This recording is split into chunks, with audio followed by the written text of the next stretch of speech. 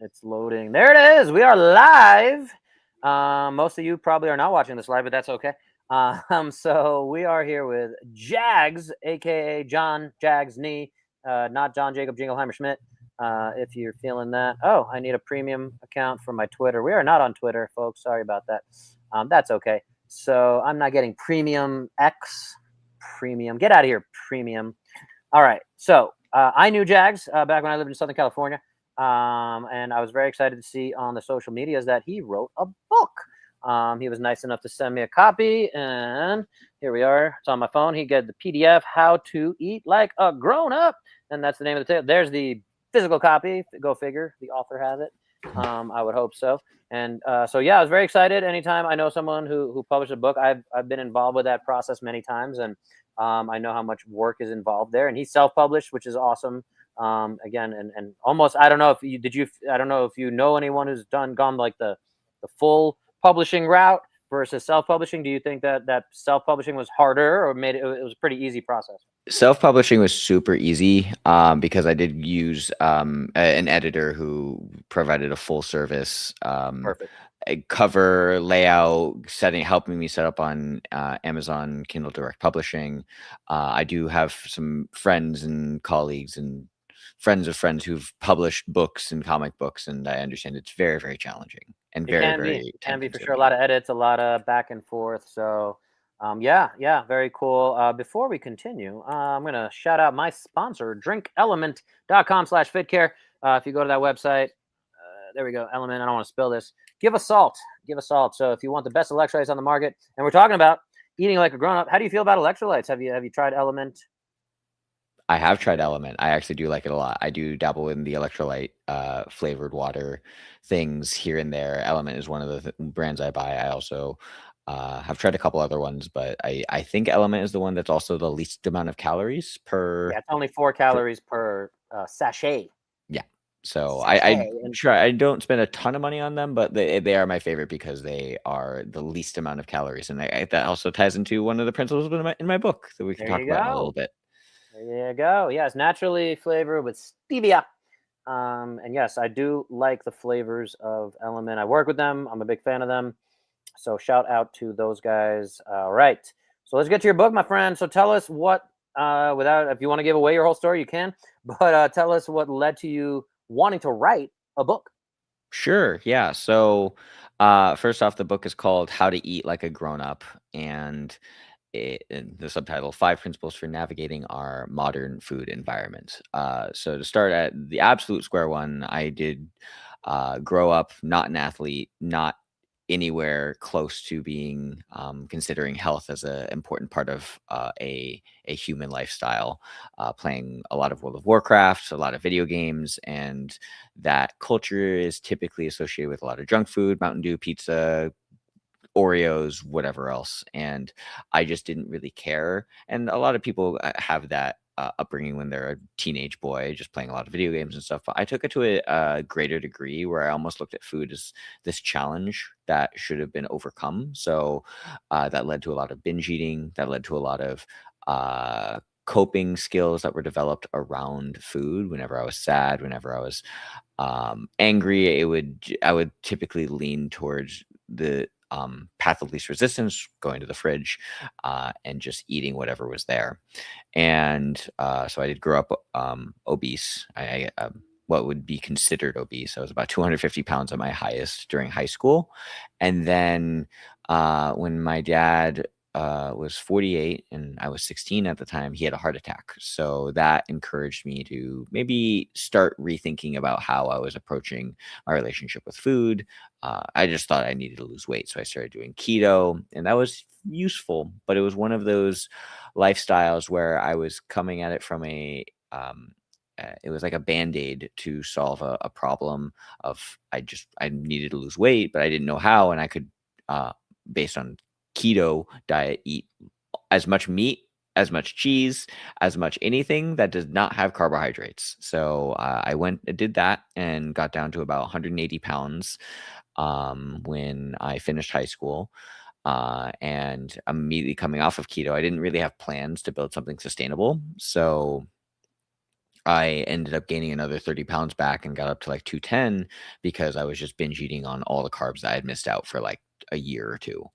And that was kind of a shock, and it really hit my confidence in a negative way because I didn't really have a plan after I finished dieting, and I recognized that there was definitely a recurring pattern of binging. So I was like, okay, what can I do to readjust this? So I learned about calories, what calories were, but then through a lot of brute force, just ate 1,000 calories to 1,200 calories per day, eating grapes and Nature Valley bars, trying to just eat as little calories as possible, but enough to just stay functional for work things. And then I got down to the lowest of 136, but again, started yo-yoing up and down to like 160, then back down to 140 because I just was not building any structure and systems around maintaining and choosing a lifestyle that would actually align with the um, health goals I really wanted, which was be able to make art, be able to go to school and not feel like death. So I eventually discovered powerlifting, and I like the idea of powerlifting because it focused more on eating for performance. And um, at the end of the day, that kind of stuck with me because I could eat more food, it focused on building muscle. And when I started gaining weight again, I reframed that as performance mindset of like, okay, this is actually tying into like a better outcome for the lifestyle I want. So with that, I started following influencers and magazines on like, okay, how do powerlifters eat and how do bodybuilders eat? And one of the big trends I recognized is they were tracking their macros very religiously. But if you start tracking your macros, you start recognizing what foods are the most calorically dense. And if you look at an average grocery store, on average, the most calorically dense foods will typically have a lot of animal fat, a lot of saturated fat, a lot of dairy additives. Of course, sugar is a thing that's worth considering, but typically things that are hyper palatable, such as like donuts or cheeseburgers or French fries, it's not just the carbohydrates that are inherently fattening or dietary fat that's inherently fattening. It's the amount of calories we eat that causes bodies to adapt to a So certain. let Go let ahead. me let, Sorry. let me jump in. No, you're good. I was gonna let you go. Feel like you could do it like a 40-minute thing, just going. I Yeah, love I it. could. But yeah, as you talk about that, I wanted to jump in to specifically talk about the French paradox. Are you familiar Mm. with that? No. What is the French paradox? In dietary study, a lot of what you're talking about, that the fact that the caloric concept, the kind of response to this is that a little bit of what you're talking about. Eventually, you're going to control the calories in French culture anyway. But yeah, a lot of the things that we think of as, again, bad uh, in this concept is, what does French diet consist of? A lot of buttery foods, a lot of cheese, a lot of bread, Mhm, a lot of wine, mhm, and mhm, but yes, most of their cooking is just heavy butter. mhm, If anyone knows anything about Julia Child, just, yeah, take a big slice of butter and throw it on there.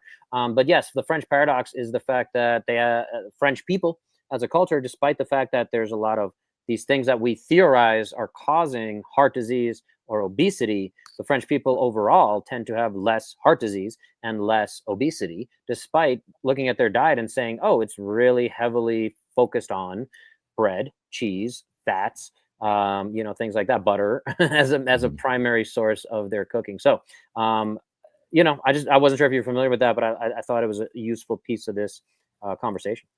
That's a really good point to bring up. And while I was editing this book, I uh, did brute force try and finish all the editing while I was on a trip to Croatia. And while Croatia is not France, I did recognize some interesting parts about being in another country and the way they were handling their food. Because a lot of Croatian food is inspired by Italian cooking, which again, a lot of cheese, and there's a lot of pizza. There was a lot of French fries and fried fish and grilled fish as well. And in French cooking, I also do love to cook, and I've dabbled with like looking at some of those YouTube videos on how to make things super luxurious, like chicken fettuccine alfredo and focaccia and stuff. And I've heard that mindset around how French culture does have that amount of those ingredients inside their food, but I do think their lifestyle factors also significantly contribute to the rates of obesity in France. So in the United States, I've typically observed that a lot of our habits in the US are sedentary, and I don't really cover exercise much in this book, or pretty much at all. But I'm curious if the French lifestyle does reinforce a lot more uh, movement, being less sedentary. And then on top of that, I also want to acknowledge that portion control or portion sizes in the United States are massive relative to what I've seen on European plates. And I've talked to some friends who live in Europe, and they say that whenever they visit the U.S., they it's just way too much food. So that's my I guess counter argument to the French paradox. But there's a lot of individual factors that go into someone um, potentially putting on more body fat or being leaner. It really just depends on the genetic components as well. I do think the environmental factor, though, is the amount of calorically dense food that's in front of us, and then the behaviors we engage in when that food is in front of us. If that makes sense. Yeah, yeah, I think all that's the easiest thing. Anyone who studied obesity for more than, a semester or anything like that Mhm. would be able to come to the fact that yes, obesity is incredibly multifactorial. Looking at entire cultures is hopefully somewhat useful, but by all means is far from definitive. We can't say, again, let's look at Asia. There's the whole China study. If you're familiar with that, also in this whole world, are you familiar with the China study?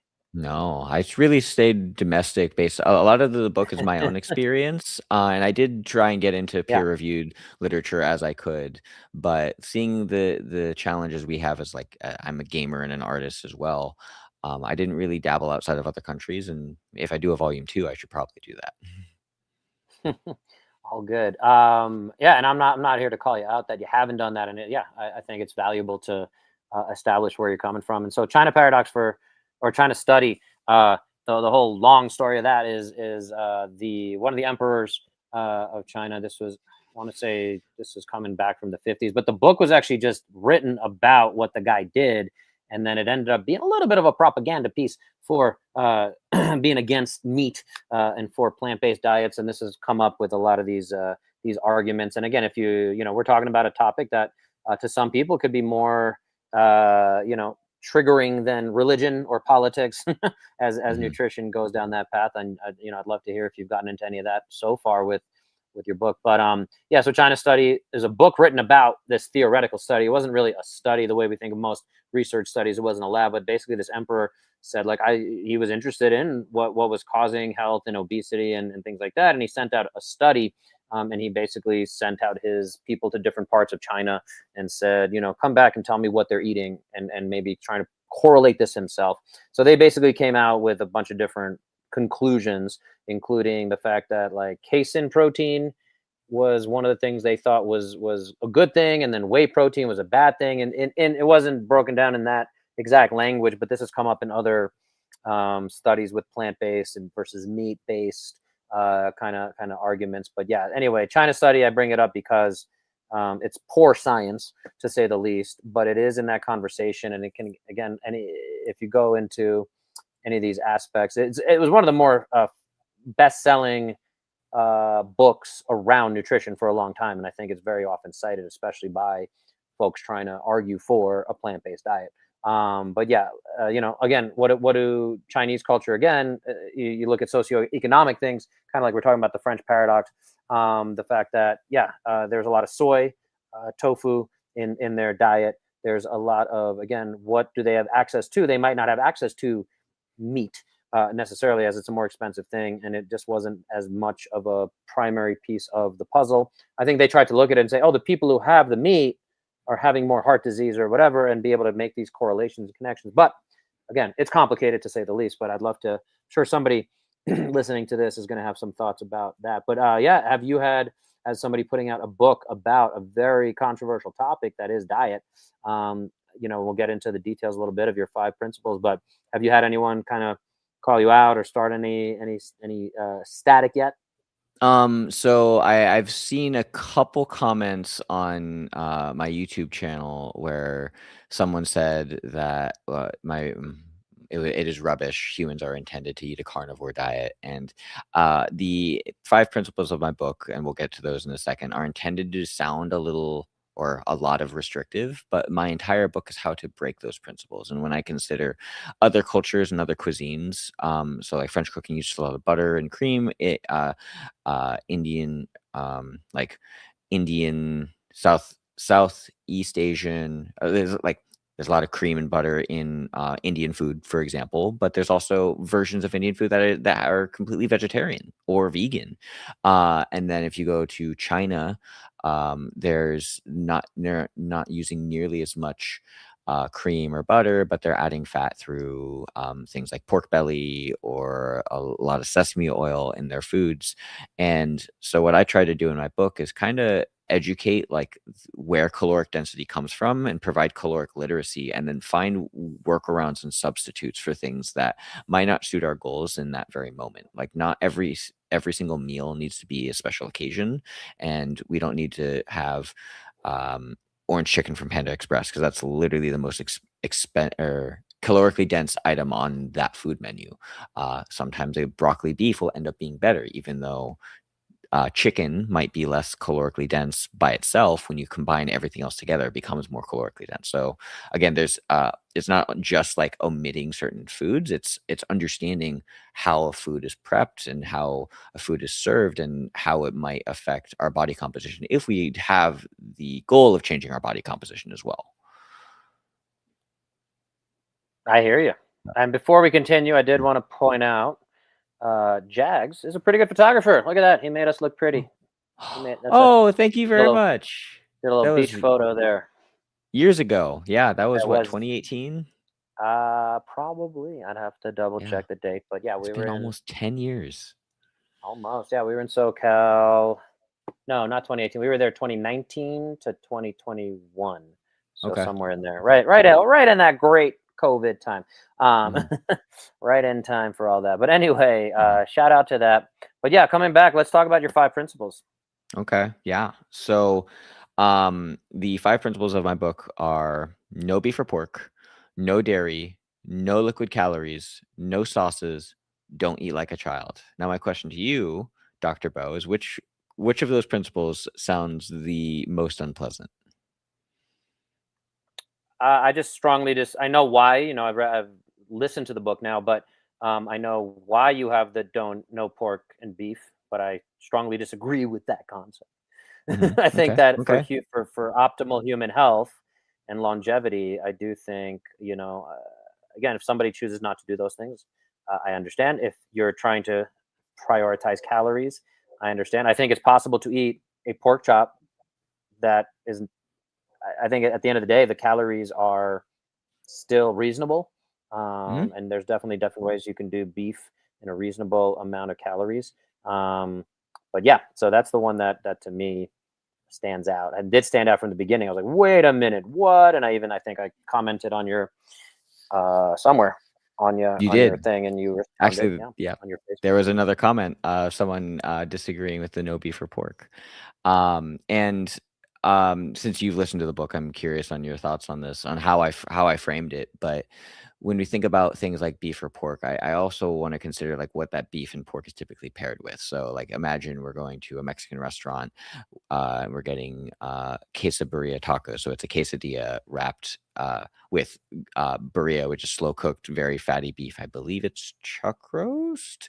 Don't hold me to that. And oh, It's actually, traditionally, delicious it's also either way. lamb. It's delicious. It's amazing. Yeah, Delicious. but you're creating this super rich, luxurious stock where the fat seeps to the top, and then you fry the quesadilla in the beef fat, and then you also have all the cheese, and then there's probably like a traditional quesadilla. The tortillas are made with lard, as far as I understand. And then you might have that with rice and beans, and the beans are also having lard. So it's like every single part of that meal has a significant amount of dietary fat. But And everything if you just said could just go without the pork and the beef and still be, you're pointing out all the other calories. You're mm, not pointing out the negative of the pork and the beef.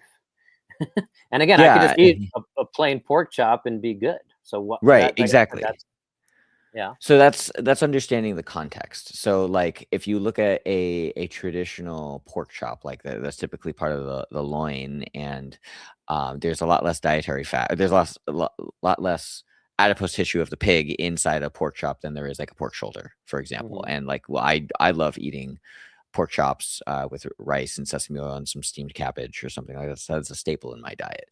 Um, but I think most people don't consider like where animal proteins are added to our meals, and that makes it incredibly luxurious, like a meat lover's pizza, for example. That was my favorite when I was much younger.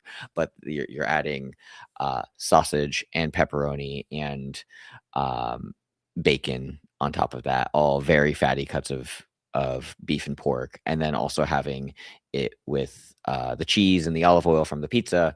It just turns something into an extremely I don't think luxurious any food item. fast food place is doing olive oil, but all right. It depends. Eh, I think olive they in Domino's actually does try and dress their stuff with olive oil, but it ain't no extra virgin. it's not the greatest It olive ain't no Evu. oils. Yeah. Um, so a lot of the principles in my book, again, they're intended to sound restrictive, but I wanted to break it down into like, okay, how do we break these rules so we can choose a default food habits that are sustainable? So now that you've listened to it, I'm genuinely curious. Was there do you have open-ended questions? Did I leave anything unclear on what I No, shared? I think you did a good job making your point. But yeah, again, at the end of the day, it comes back to you. I think you alluded. I think you had a line in there somewhere that said like, this isn't just calories in, calories out. There's a lot of other variables, but at the end of the day, it is kind of coming back to you want to control your weight. You need to know how many calories you're taking in and how many calories are going out. Mhm, So yeah, I think again, I didn't necessarily disagree with the science of anything. I just think at the end of the day, a lot of people are going to see no beef, no pork, and be like, either be like, yeah, great, and there's more support for a plant based diet. And again, like, is it that much better to be choosing? And again, could you do lean beef? Like, is that better? Like, I understand, we're trying to simplify it a little bit, but yeah, I still don't know that you needed to have that in there versus you could have maybe phrased it in a way that that was a little different. But yeah, that's not an open ended question, which is what you asked for. mm, So I don't have an open mm. ended question. Amazing. I'm glad I made my point across, and, like, I do eat a ton of lean beef, like, the, Trader Joe's 96% lean ground beef, 90% ground beef I'll also use on occasion, and I know that, and again, I'm not a nutritionist, and I mentioned this in this book. I don't know what degree in which certain foods will contribute to deficiencies in micronutrients. As far as I understand, beef is higher in iron, which is helpful for some people for some conditions, like I believe it's anemia. There's That's a lack of thing. iron, Yeah. so um, beef can help with that. But again, I'm not qualified to say that. But Well, real uh, quick, what I'll jump in and one more reference I'll throw at you. Have you read Food Rules by Michael Pollan? I have not. So that's another one that I'm a big fan of. It's one of the easiest reads you'll ever have. It's like 80 pages. There's Okay. and I think there's pictures on every other page. And he Okay. comes Wow. up with food rules that it's like, yeah, if you can't read all the ingredients, maybe it's not the best food. If your grandmother wouldn't recognize it as food, like a Twinkie, maybe you shouldn't eat it. Hmm. Stuff like that. But in the beginning of the book, in the foreword, or the preface, one of the two, he says nutrition science is where surgical science was in like the 1600s. And would you let somebody from 1605 do a surgery on you? Probably not, based on Hmm. what the science was. So, bottom line is, as far as nutrition goes, we can certainly come up with things that seem to work, and it's working for you. And I think it's again valuable to uh, highlight that piece that this works for you. Coming up with a food approach that works is fantastic. I get upset when I see extra voices, and then people are like, "Oh, well, eggs are good for you," and then this guy over here says eggs are bad for you, and then, well, the yolks are good, but then the egg whites are bad, or vice versa, and you just there's a lot of confusion. So Mhm. that's again where I take a little bit of umbrage. I don't know if that's the right term. I take a little bit of of issue with the having that be your and it's your number one rule. No beef or pork. And Mhm. again, there is the nuance when you go into the book and read it.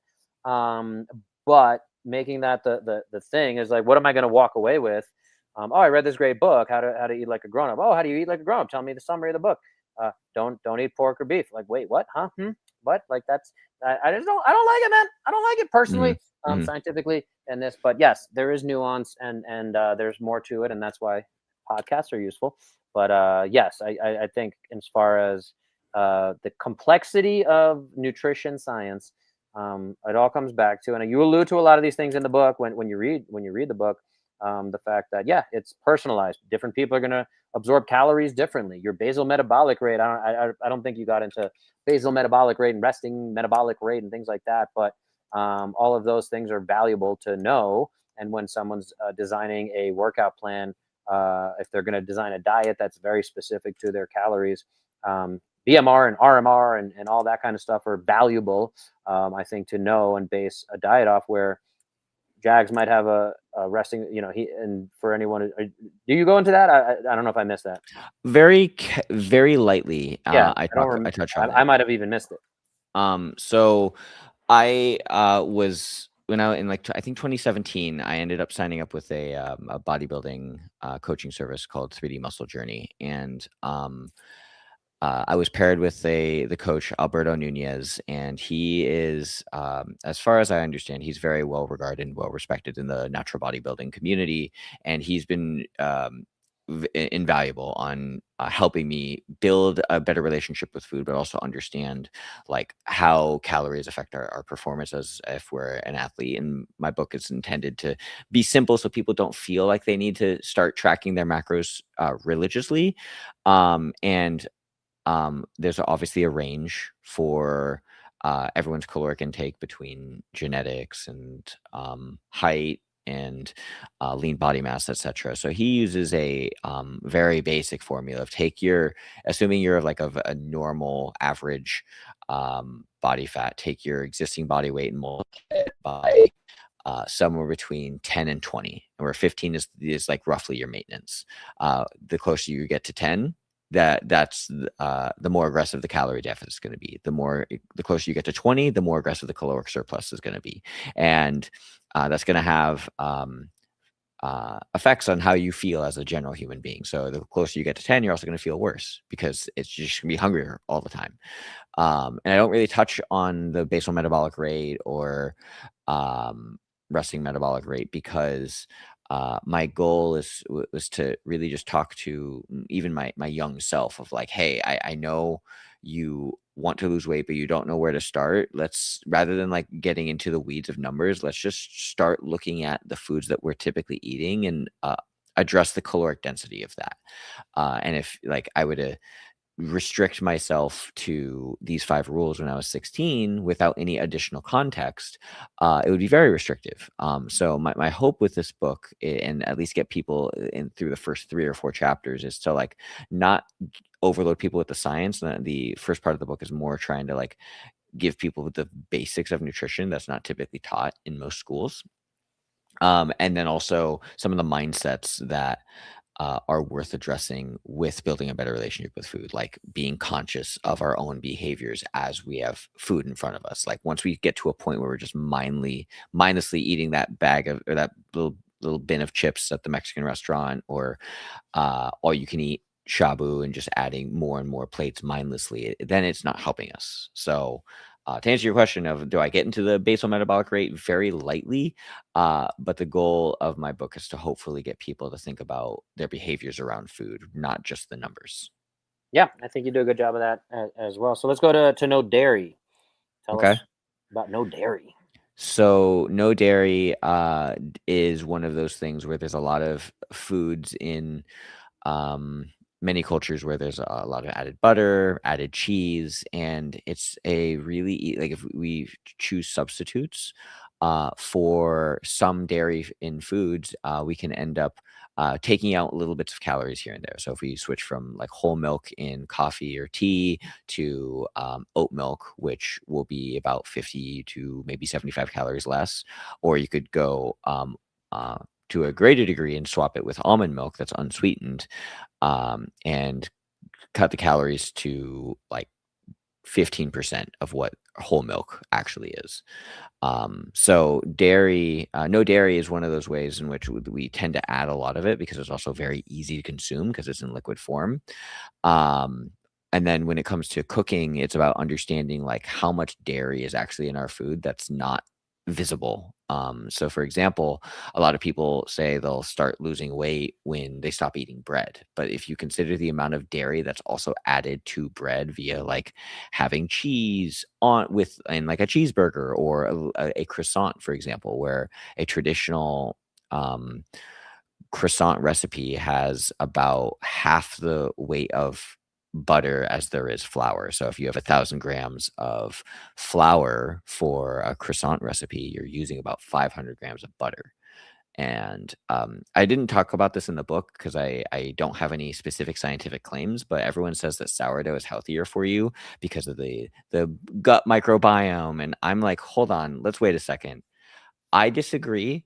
Is it just because typically sourdough is paired with one, there's no extra dietary fat in sourdough, so people are eating less calories overall. Um, and it's also not people don't eat like sourdough in excess where like it's just like mindlessly eating it because it's just super palatable. You have it on a sandwich, like, oh, it's great, it's sourdough bread, and sourdough bread is delicious, but no one is like mindlessly eating a loaf of sourdough bread, but someone might have 3 or 4 donuts or something like that. So to summarize, no dairy is just trying to consider where we consume dairy in our diet, whether it's like in our coffee and how much of it, or understanding how much dairy is in other foods and where can we substitute. So rather than having chicken fettuccine alfredo, maybe having a spaghetti with red sauce. While there might be beef in the red sauce, it will be less calories because there's a lot less butter and dairy inside of spaghetti with red sauce than there would be a chicken fettuccine alfredo. I do talk about that substitution in the book a little bit. Mhm, mhm. Yeah, and then let's talk about the sauces, and no Okay. liquid calories to me, though, Yeah. in my mind, they kinda go together. Um, Interesting. Why do you feel they go together? well, again, it comes back to liquid calories and sauces. Your main point about sauces, to my takeaway was it's extra calories and they're liquid. Mhm, mhm, And yeah, again, and you again, not to call you out per se, but yeah, you're still like you can do a sauce in mustard has pretty much no calories. Hot sauces can be healthier versions. So there are a lot of healthy options of sauces, mhm, and even dairy. To come back to that for a second, one thing I did want to point out is, you didn't say as much about cheese, I think, right now as we're talking, but I do think a lot of the dairy, if you're specifically focused on the calories, yes, it can definitely accumulate and build up. And I think you're talking about those junk food type things, and you use that as examples a lot from your video game life and mhm, and fast food type situations that you're bringing up. But at the same time, again, I think there's a lot of ways to eat dairy intelligently. A more hard cheese will have less lactose and mhm, might be more filling.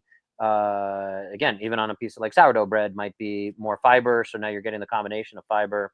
You can dip it in olive oil or drizzle some olive oil on it. So you're getting some healthy or fat as well. And again, it could be a little bit of a high caloric piece, but yeah, you're walking away with some benefits from even goat cheese, which has almost no lactose and things like that. So we're mhm, getting into a little bit of the grains here, the weeds on that. But yes, that was where to me the liquid calories and the sauces kind of come together mhm. in my mind when from a 10,000 foot view of Okay. saying again, it all comes back to calories. Liquid calories is something my wife has said for a long time. She's like, if I'm gonna have like anytime she's ever been offered a milkshake or even even ice cream, a lot of times she's just like, I'd rather have like a donut or a croissant. Mhm, Like, mhm, you know, I'd rather get my calories there. And so, yeah, she just gets more pleasure out of eating that, and enjoy, and is able to make that decision like a grown up, if you will. mhm, And so, yeah, that's kind of in my mind the big framing of it. And what, again, if I'm sitting there at a restaurant, yeah, you know, alcohol is its own conversation, but mhm. liquid calories versus sauces, yeah, again, like you keep bringing up chicken Alfredo, and the like those Alfredo sauces can be a lot of calories for sure. Mhm. So yeah. So before we go to liquid calories and no sauces, I do want to visit the dairy thing one more time. Should also add I do eat a ton of dairy, but it's again a lot of it's preference based, and then there's a lot of dairy sources that are very useful for a healthy diet, such as like Greek yogurt, fat free or 2%. You could even get the whole fat if that suits your fancy. Because I typically don't see people like binge eating a giant tub of Greek yogurt. Normally, they're having a couple spoonfuls when they come in the little cups. And whey protein is also another very useful tool. And a lot of people who are not in the bodybuilding or powerlifting space, they don't consider whey protein as like a potential meal substitute of like, okay, it's again, it's not something you should have all the time, but if like you're in a pinch and you need some calories and you need some protein um for to get you to the next meal, having a protein shake and an apple is a perfectly acceptable snack. But most people don't think about um protein shakes like whey protein as like a food item. They look at it as a supplement. So I'll jump in real quick to say, as a physical therapist, when I work with anyone post operatively who's healing from a surgery, especially, I almost always start talking about one of the first things I talk about is protein. And mhm, so, a lot of times when people are that first week after surgery, if I see them 3 or 4 days after their surgery, they tend not to have much of an appetite. And also, when mhm, I say, "Hey, you're a 200-pound person, mhm, you need, you know, my recommendation is you get close to 200 grams of protein," mhm, and they're like, how much chicken is that? Like, what are we talking mhm, about? mhm, And so, a lot of times, just to add a little bit of my own context into that is, yeah, I say, like, I don't, you know, it's not ideal, but yeah, if you're gonna get like 6 servings of protein shake in there, like that might be the thing. You know, mhm, I say protein bars, same thing, but again, you know, you might have your opinions on the fact most protein bars are kind of candy bars with a little bit of protein in there. mhm. So again, a lot of calories in a lot of protein bars, but yeah. Anyway, so I just wanted to throw that in, that uh, I do use that concept in a lot of my rehab. Yeah, okay. That's good to know. And I could talk about these things for hours. So to be respectful of time, I'll switch the liquid calories thing. Um, and so my in my book, I break down liquid calories into three parts. Uh, Regular soda versus diet soda, and the usefulness of non-nutritive sweeteners or artificial sweeteners like stevia, Splenda, aspartame, etc. Um, Caffeine and coffee, and how people trying to choose a healthier lifestyle, they might try and cut out things like soda and then suddenly realize they're experiencing caffeine withdrawals, and then alcohol. And you mentioned that alcohol could be its own separate topic, but the no liquid calories is really summarized to one, understanding that like I'm not a water zealot. You can have soda with a grilled chicken sandwich from Red Robin and a side of fries or broccoli, depending on your vibe, and then get a diet soda instead of a regular soda, and that significantly reduces the amount of calories in that isolated meal. And I use that strategy so that I can have ice cream later, because I do want to partake in all of the fun hangouts with friends, where we go out to like a burger place or something. But I know that I don't want to have the most calorically dense item on the meal and then follow it up with a crazy large dessert. So, no, using diet soda is a good tool to allow yourself to participate in social things, because a lot of social occasions do involve some sort of beverage. The caffeine conversation is understanding like what is a reasonable amount of stimulant, such as caffeine, and how that might affect our behaviors around food. So some people might say, "Oh, I want to cut out."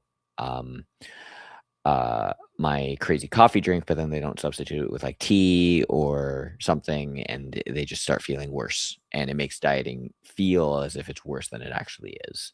And then alcohol, because ethanol has 7 grams per or 7 calories per gram, then uh, it makes it easy to overconsume because it's in liquid form. You can like most people could slam down a couple shots and be fine unless they're burned by it. But then if you also consider the behaviors that happen around alcohol, the amount of food that's typically paired with alcohol. So it's not vegetable plates and fruit. It's typically wings and barbecue and pizza. Again, amazing stuff, but it's understanding how much alcohol affects our behaviors. Now, the reason why I separate sauces from liquid calories is I look at sauces as a culinary food item versus the no liquid calories is things like drinks. So unless you're drinking Alfredo from a straw, um, I I think mean, it's a good Saturday night. it is a good Saturday night. And then you went through my book, so the no sauces is almost a chapter I wrote on some of the basics of like the science of cooking, like understanding how we can use acid to flavor things and make it feel more exciting without compromising on the enjoyment of food. Obviously, we're making a substitution. Having butter on things might be your people's first choice if they've never tried eating healthier foods, but there's ways in which you can start adding flavor by adding acid, properly salting things using just enough oil, so then you could get the Maillard reaction or the crusty bits on like a steak, and um, understanding like what are other sauces that we can use that are going to be less calorically dense. So I'm curious about your diet. Like I'm assuming you eat like a normal person, you eat like a grown up. What kind of sauces do you typically add to some of your favorite foods? I got into. Do you know the show Hot Ones on YouTube? Oh yeah. Yeah. Pretty popular show. Anyone not familiar? It's very popular on YouTube, and that they do celebrity interviews. They eat 10 increasingly spicier wings. They use the I'm blanking on the Scoville scale to determine or to show how spicy it is. When they first started out, I don't know if you went back and ever watched like their first season or whatever. They were a little lower budget, or for whatever reason, they'd be like, this Cholula, that's the low their entry point might be equivalent to like 7 jalapenos, and then Mhm. they their spicy one, the bomb is the big one. They go down. They're like, oh, this one's like 1,000 jalapenos. Mhm. Mhm. Anyway, but yeah, I like a good mild hot sauce. I don't want it to be overpowering spicy, but Mhm. I do hot sauces. My wife is Lebanese, so we incorporate a little more garlicky stuff. Again, Mediterranean. So we do a lot of olive oil as well in Mhm. there, and I actually don't remember who to attribute it to, but um, uh, the base I forgot who it was, but he basically said like a lot of the Mediterranean diet, or in terms of heart health, you should basically be eating as much olive oil as you want and can handle calorically, without overdoing it. But basically he said all food should be a delivery mechanism for olive oil. Which Okay. that quote has always stood out to me, that the benefits of olive oil, extra virgin olive oil, high quality olive oil, seem to be priority. So in terms of sauces, yeah, I always kind of have some. I'm always looking for cleanest ingredients. I'm very aware that a lot of sauces do have like high fructose corn syrup, a lot of ketchup, even like if I'm at a restaurant or something, I'm hesitant to use ketchup because they're oftentimes going to have lesser quality things like that, and put high fructose corn syrup, where again some ketchup might add an easy 100 calories into like thing. If I'm gonna have French fries, I'm already kind of going down that rabbit hole. But Mhm. Mhm. long story short, is yeah, I like the hot one sauces. I bought a bunch of those, and garlicky stuff. Again, from heart health perspective, I'm 42, and I actually meant to say, you mentioned your father having a heart attack at 48. My father actually died of a heart attack at 41. Oh my god. Not to compare and contrast, not to compete about it, but yeah. So when I was listening to your book, it definitely stood out to me. I was like, oh yeah, I wanted to bring that up. Of It's interesting that was a prompt for you to start your health journey as well. And I wrote my chapter in my book. I have somewhere over here, and I bring that whole concept up as a main catalyst for me being like, yeah, I should probably understand this whole preventative thing and the fact that he died at 41. I should probably pay attention to being healthy. Mhm. And so that really was again a big driving force and always is in my mind. And I just turned 42 actually, a little over a month ago. And so yeah, it weighs heavy on me. And so food wise, I'm always thinking of again heart health, and things like that, of making sure the other way to think about food that stands out to me is, yeah, everything should drive that longevity piece. Everything should drive your ultimate health. Mhm. So it's fine and well and dandy to eat unhealthy things, but you just need to understand where that fits in. Same thing with alcohol. Like, yeah, pretty much every doctor and the research keeps coming out stronger and stronger that alcohol seems to be a net negative. Even one drink a night is too much. And I've never Mhm. had an issue with alcohol. But yeah, even I was drinking maybe one drink a night. I never thought I had a problem with it. But from a health perspective, I use a Whoop to track my sleep and recovery and things like that. So I also try to. I'm aware of what things. Anytime I have like red wine seems to hit me harder than whiskey. I can handle my Mhm. whiskey better than I can handle my red wine from a Interesting. physiologic response standpoint. So anyway, you asked me about sauces. I went down my own rabbit hole there. Apologies, but yeah, Okay. Yeah, I think that one good to comment on like people prompting having people prompted health journeys. So my father obviously had the heart attack. You having I'm sorry to hear that your father passed at 41. That's such a young age. I think there's a catalyst that happens for everyone who does start these journeys. And my goal and hope with the book is to be like a starting a leapfrog moment from, like, helping people get into, start thinking about, like, what other things they could learn to help live a healthier lifestyle 'cause, it's not just, longevity, but it's also quality of life at the end of the day, and, like, I'm training as much as I do because I wanna have an amazing quality of life so I can be really sharp and focused when I'm in my 40s playing video games still or making art. And I do think nutrition and how we treat our bodies with food, it plays a big factor with that. yeah. The other thing that it reminds me of that I try to work with my clients on is every meal is a choice. Everything you put into your Mhm, mouth is a choice, and again, it's either going to make you a little better or a little worse, and those things add up over time. So again, I think at the end of the day, and we are coming up a little on time. I want to be respectful of mhm, your time, and I was late and was not respectful of your time. I mhm. did not act like a grown up All good. getting here on time, but yeah, I always say that get 1% better every day. You're either getting worse or you're getting better.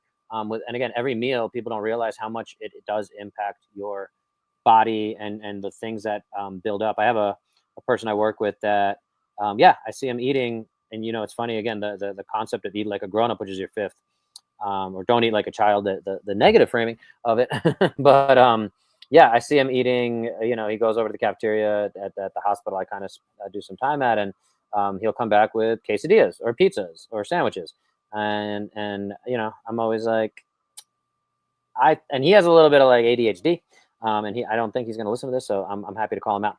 But but he definitely has something going on, and I can see that even I've worked with him about a year and a half now, and I absolutely see that, and I see the food choices he's making. He drinks a lot of Red Bull also, Mhm, which I've had patients also see the Red Bull and think it's mine, and I have to be like, I don't touch this stuff, mhm, because I think there's the chemicals and everything like that, and um, that to me is a bigger net negative, the chemicals of it all, and without being like natural is always good. Again, that gets into a little bit different conversation, but yeah, long story short on all that, to me, to try to sum my piece of that up is, yeah, I think every meal we're putting in, every time we're choosing to put something in our mouth, and eat it, it's going to have an effect on us long term, whether we see mhm, it right away. A lot of times too, we also have a tough time connecting that, like, oh yeah, like I didn't feel that good, and I was on the toilet for X amount of time. I always bring that analogy up. Like, people love Indian food and Mexican food. Those are two of the common culinary things that end up causing gut distress, which can show up in this kind of like, yeah, I didn't have the best poops. And again, because mhm, it's a little taboo, but even outside of the taboo and talking about it, I think a lot of people struggle to like make that connection. and be able to go back and look at the fact that, oh yeah, I did have that, and it caused my gut to be upset. But Mhm. then, a month from now, it's very easy to be like, oh, what are you in the mood for? I haven't had Indian in a while. Let's go get Indian. And then they order the Mhm. same thing, and then they have that same reaction. And again, we don't know how much it's impacting your overall health, your gut biome, all these kind of terms, or your overall obesity. But at the end of the day, these are things I think about. So again, I love the topic. I mean, I think we could talk nutrition for a long time. But at the end of the day, too, I want to really thank you for putting like I said, I know all the amount of work that goes into that. I think you did an amazing job of creating a piece of literature, dare I say, that adds to the conversation. That is another resource. And at the end of the day, even if somebody gets inspired by your story, I think it's brave, and dare I again, brave is a term that gets thrown around these days, but I think it's brave to put yourself out there, and share your journey. And so, yeah, I just want to applaud you for doing that. I hope it does impact people. I'm sure it will impact people in a positive way. And the ones that choose to read it or have negative comments about it, um, you know, that's their prerogative. And don't let that have any negative impact on you, or sway you from coming out with a second version of the book, or putting your message out there. So again, I'll wrap up by saying thank you for sharing all that, and putting your work out there. And I'll give you the floor to close this thing up. Yeah, thank you so much, and I'm really glad that, one, you put me on the spot a little bit, and I hope that, everything I shared today, um, one, gave you more confidence about some of the things that I wrote and where my mindset is, and I hope that, my goal with the book is just to help one person. Like, if I can help one person and really make a big significant change in their life, I've done my job. I've spent a lot of time writing this, and it evolved from more than a handful of other lifestyle changing circumstances, but it was something that I just needed to put out there. So hope it helps one person. And I'm going to keep making stuff in the meantime. So thank you for having Love me it. on. Yes, sir. Appreciate you being on. Appreciate you catching up. It's been too long, and yeah, again, yeah, appreciate it. And I know I got at least 1% better reading the book. So really, again, applaud you. I'm going to put a link for the book in the show notes. And so yeah, if folks want to reach out to Jags, what's the best place to find you? I have your YouTube and Instagram, I believe, Yep. on YouTube, in the show notes. Instagram, at John Jags Knee, pretty much everywhere. And you can contact me through those platforms. Love it. Peace out. Everybody get 1% better with